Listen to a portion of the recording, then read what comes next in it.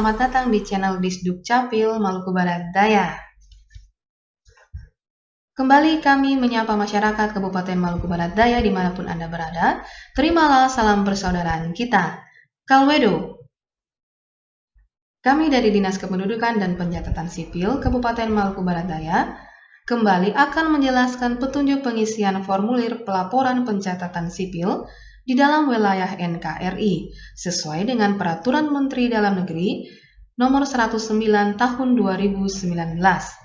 Formulir ini biasanya disebut dengan formulir F201.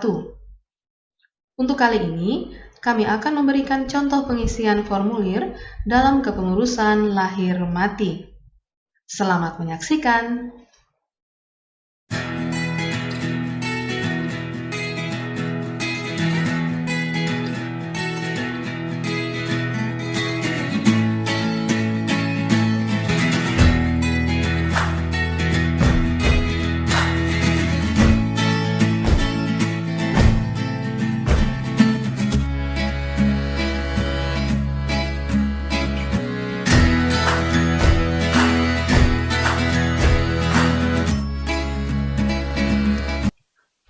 Berikut adalah cara pengisian formulir F201 untuk pengurusan lahir mati. Pertama, Bapak Ibu akan mengisi data wilayah.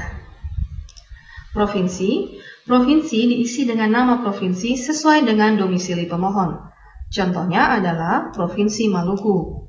Kemudian kabupaten atau kota diisi dengan nama kabupaten atau kota sesuai dengan domisili pemohon. Contohnya, Maluku Barat Daya.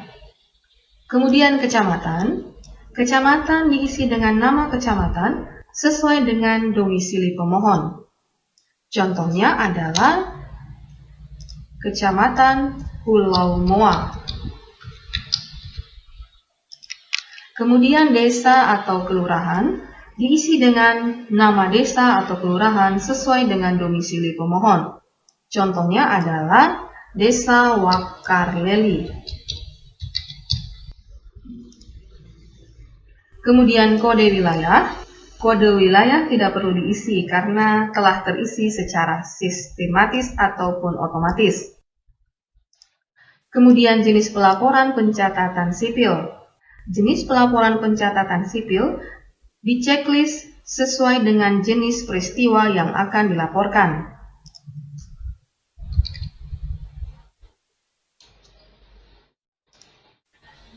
Untuk kali ini kami akan memberikan contoh pengisian formulir dalam kepengurusan lahir mati, maka Bapak Ibu akan memberikan tanda checklist pada kolom lahir mati.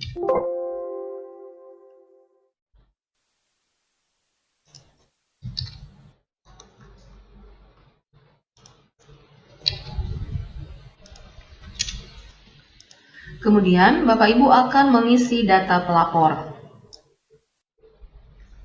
Nama diisi dengan nama lengkap dari pelapor. Contohnya adalah sebagai berikut. Kemudian NIK diisi dengan NIK dari pelapor. Contohnya adalah sebagai berikut. NIK ini terdiri dari 16 digit. Contohnya adalah seperti berikut ini. Kemudian nomor dokumen perjalanan. Nomor dokumen perjalanan ini diisi dengan nomor dokumen perjalanan atau paspor. Jika Bapak Ibu memiliki paspor, maka dalam kolom ini Bapak Ibu akan mengisi nomor paspor. Kemudian nomor kartu keluarga. Nomor kartu keluarga dapat Bapak Ibu lihat pada kartu keluarga Bapak Ibu atau pelapor. Kemudian Bapak Ibu akan mengisi nomor kartu keluarga dalam kolom berikut. Kemudian kewarganegaraan. Kewarganegaraan diisi dengan kewarganegaraan dari pelapor. Apabila kewarganegaraan Bapak Ibu adalah Indonesia, WNI, maka Bapak Ibu akan mengisi dalam kolom ini, yaitu Indonesia. Kemudian nomor handphone. Nomor handphone diisi dengan nomor handphone dari pelapor. Nanti Bapak Ibu akan mengisi nomor handphone dalam kolom berikut ini. Kemudian alamat email. Jika Bapak Ibu memiliki alamat email, maka Bapak Ibu dapat menuliskan atau mengisi alamat email Bapak Ibu dalam kolom berikut ini. Setelah Bapak Ibu selesai mengisi data pelapor, maka Bapak Ibu akan mengisi data orang tua. Data subjek akta ke-1 tidak perlu diisi, data subjek akta kedua tidak perlu diisi, data saksi pertama, data saksi kedua tidak perlu diisi. Bapak Ibu akan lanjut mengisi data orang tua. Nama ayah. Nama ayah diisi dengan nama orang tua laki-laki dari subjek lahir mati. Contohnya adalah sebagai berikut. Kemudian nik ayah. Nik ayah diisi dengan nik orang tua laki-laki dari subjek lahir mati. Contohnya adalah sebagai berikut. Kemudian tempat lahir ayah. Tempat lahir ayah ini akan diisi dengan tempat lahir orang tua laki-laki dari subjek lahir mati. Contohnya adalah sebagai berikut. Kemudian Bapak Ibu akan melanjutkan mengisi dengan tanggal lahir ayah. Tanggal lahir ayah ini diisi dengan tanggal lahir orang tua laki-laki dari subjek lahir mati. Contohnya adalah tanggal 12 bulan April tahun 1981. Contoh penulisannya adalah sebagai berikut. Kemudian kewarganegaraan. Kewarganegaraan diisi dengan kewarganegaraan orang tua laki-laki dari subjek lahir mati. Contohnya adalah kewarganegaraan Indonesia, maka Bapak Ibu akan mengisi Indonesia dalam kolom berikut ini. Kemudian nama ibu. Nama ibu diisi dengan nama orang tua perempuan dari subjek lahir mati. Contohnya adalah sebagai berikut. Kemudian nik ibu. Nik ibu ini diisi dengan nik orang tua perempuan dari subjek lahir mati. Contohnya adalah sebagai berikut. Kemudian tempat lahir ibu. Tempat lahir ibu diisi dengan tempat lahir orang tua perempuan dari subjek lahir mati. Contohnya adalah sebagai berikut. Kemudian tanggal lahir ibu. Tanggal lahir ibu diisi dengan tanggal lahir orang tua perempuan dari subjek lahir mati. Contohnya adalah sebagai berikut. Contohnya tanggal lahirnya 17 bulan Oktober tahun 1984. Contoh penulisannya adalah sebagai berikut. Kemudian kewarganegaraan. Kewarganegaraan diisi dengan kewarganegaraan orang tua perempuan dari subjek lahir mati. Contohnya adalah kewarganegaraan Indonesia, maka penulisan dalam kolom atau baris ini adalah Indonesia. Setelah Bapak Ibu selesai mengisi data orang tua, maka Bapak Ibu akan mengisi data yang lahir mati.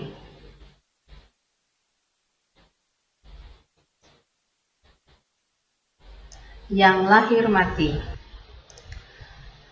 Dalam kolom yang lahir mati ini terdapat 10 item yang nanti akan Bapak Ibu isi. Yang pertama adalah lamanya dalam kandungan. Di sini kami akan memberikan contoh lamanya dalam kandungan adalah 9 bulan. Maka penulisannya adalah 09 bulan. Kemudian yang kedua adalah jenis kelamin. Jenis kelamin diisi dengan checklist sesuai dengan jenis kelamin anak. Apabila jenis kelamin anak adalah laki-laki, maka Bapak Ibu akan memberikan tanda checklist pada kolom nomor 1. Dan apabila jenis kelamin anak adalah perempuan, maka Bapak Ibu akan memberikan tanda checklist pada kolom nomor 2. Di sini kami memberikan contoh jenis kelamin anak yang lahir mati adalah perempuan, maka kita akan memberikan tanda checklist pada kolom nomor 2. Kemudian yang ketiga adalah tanggal lahir mati. Tanggal lahir mati ini diisi dengan tanggal lahir mati bayi. Contohnya adalah tanggal 15 bulan Februari tahun 2022. Maka penulisannya adalah sebagai berikut. Kemudian nomor 4 adalah jenis kelahiran. Jenis kelahiran ini diisi dengan tanda checklist sesuai dengan jenis kelahiran. Apabila jenis kelahirannya adalah tunggal, maka Bapak Ibu akan memberikan tanda checklist pada kolom nomor 1. Apabila jenis kelahirannya adalah kembar 2, maka Bapak Ibu akan memberikan tanda checklist pada kolom nomor 2. Apabila jenis kelahirannya adalah kembar 3, maka Bapak Ibu akan memberikan tanda checklist pada kolom nomor 3. Apabila jenis kelahirannya adalah kembar 4, maka Bapak Ibu akan memberikan tanda checklist pada kolom nomor 4. Dan apabila jenis kelahirannya adalah lainnya, maka Bapak Ibu pun akan memberikan tanda checklist pada kolom nomor 5. Kemudian nomor 5 adalah anak ke. Anak ke ini diisi dengan urutan anak dalam satu perkawinan. Contohnya adalah anak pertama, maka pada kolom ini Bapak Ibu akan memberikan angka 1. Kemudian item yang keenam adalah tempat dilahirkan. Tempat dilahirkan diisi dengan checklist sesuai dengan tempat dilahirkannya anak. Apabila tempat dilahirkannya adalah rumah sakit, maka Bapak Ibu akan memberikan tanda checklist pada kolom nomor 1. Jika tempat dilahirkannya adalah puskesmas, maka Bapak Ibu akan memberikan tanda checklist pada kolom nomor 2. Apabila tempat dilahirkannya adalah polindes, maka Bapak Ibu akan memberikan tanda checklist pada kolom nomor 3. Kemudian apabila tempat dilahirkannya adalah rumah, maka Bapak Ibu akan memberikan tanda checklist pada kolom nomor 4. Dan apabila tempat dilahirkannya adalah lainnya, maka Bapak Ibu pun akan memberikan tanda checklist pada kolom nomor 5. Di sini kami akan memberikan contoh tempat dilahirkan adalah rumah sakit. Maka kita akan memberikan tanda checklist pada kolom nomor 1. Kemudian nomor 7, penolong kelahiran. Penolong kelahiran ini diisi dengan checklist sesuai dengan orang yang membantu kelahiran. Apabila penolong kelahirannya adalah dokter, maka Bapak Ibu akan memberikan tanda checklist pada kolom nomor 1. Apabila penolong kelahirannya adalah bidan atau perawat, maka Bapak Ibu akan memberikan tanda checklist pada kolom nomor 2. Apabila penolong kelahirannya adalah dukun, Bapak Ibu akan memberikan tanda checklist pada kolom nomor 3. Dan apabila penolong kelahirannya adalah lainnya, maka Bapak Ibu akan memberikan tanda checklist pada kolom nomor 4. Di sini kami akan memberikan contoh penolong kelahirannya adalah dokter, maka kita akan memberikan tanda checklist pada kolom nomor 1. Kemudian sebab lahir mati. Sebab lahir mati ini diisi dengan penyebab lahir matinya anak. Di sini kami memberikan contoh, sebab lahir mati adalah sakit.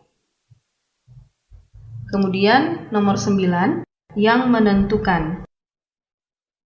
Yang menentukan ini diisi dengan checklist sesuai dengan yang menentukannya lahir mati. Jika yang menentukannya adalah dokter, maka Bapak Ibu memberikan tanda checklist pada kolom nomor 1. Jika yang menentukan lahir matinya adalah bidan atau perawat, maka Bapak Ibu memberikan tanda checklist pada kolom nomor 2.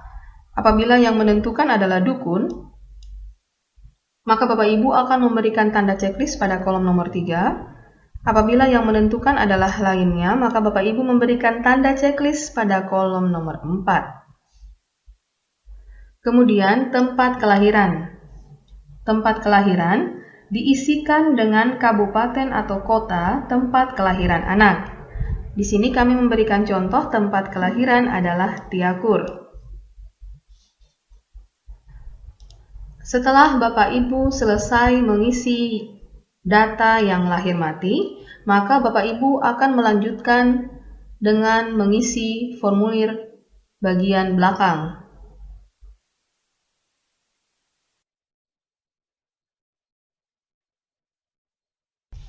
Bapak Ibu akan menuliskan atau mengisi tempat, tanggal, bulan, dan tahun saat Bapak Ibu mengisi formulir ini. Contohnya adalah Tiakur 18 Februari tahun 2022. Kemudian pelapor. Di sini Bapak Ibu akan mengisikan nama lengkap dari pelapor dan jangan lupa ditandatangani oleh pelapor. Setelah selesai ditandatangani, maka formulir F201 ini dapat Bapak Ibu serahkan kepada petugas loket ataupun front office yang ada pada loket di Dinas Kependudukan dan Pencatatan Sipil. Untuk selanjutnya, formulir ini akan diproses. Sekian dan terima kasih telah menyaksikan video ini, video tutorial pengisian formulir pelaporan dalam jenis pelaporan lahir mati. Terima kasih Bapak Ibu telah menyaksikan video ini, semoga video ini dapat bermanfaat bagi Bapak Ibu, masyarakat Kabupaten Maluku Barat Daya. Sampai ketemu lagi di video-video selanjutnya dan salam Dukcapil 3.